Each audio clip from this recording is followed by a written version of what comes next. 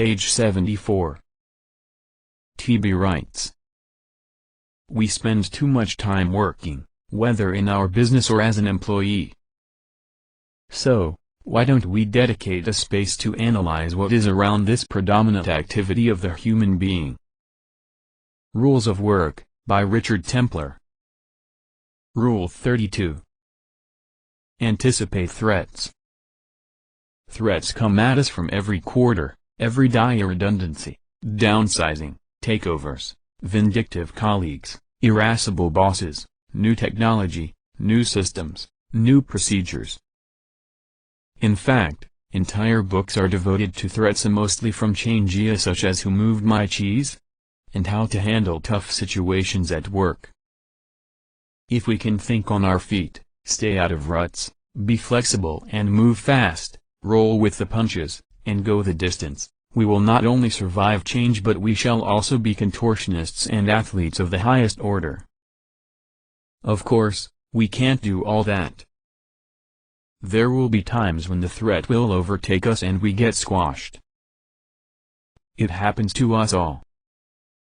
There is no getting away from the fact that life gets fired at us at point-blank range, and we rarely if ever get time to duck.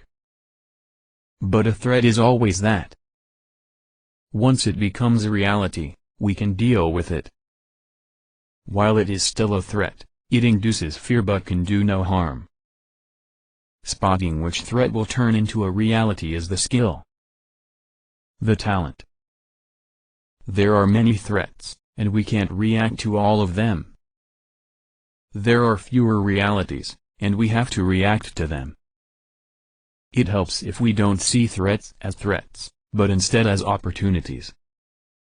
Each threat that becomes a reality is an opportunity to grow and change, adapt and rework our methods and style of management.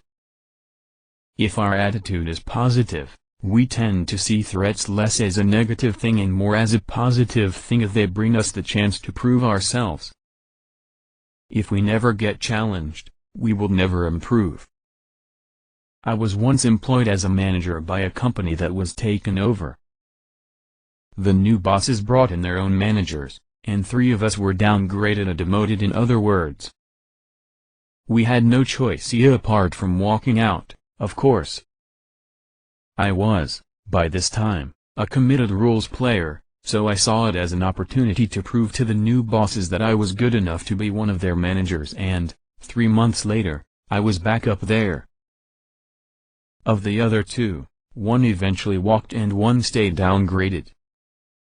They both bitched and moaned and felt the move was derogatory and demeaning and an insult. It probably was, but I didn't need to feel depressed about it. I needed to get back up there, upward and onward. Each threat that becomes a reality is an opportunity to grow and change,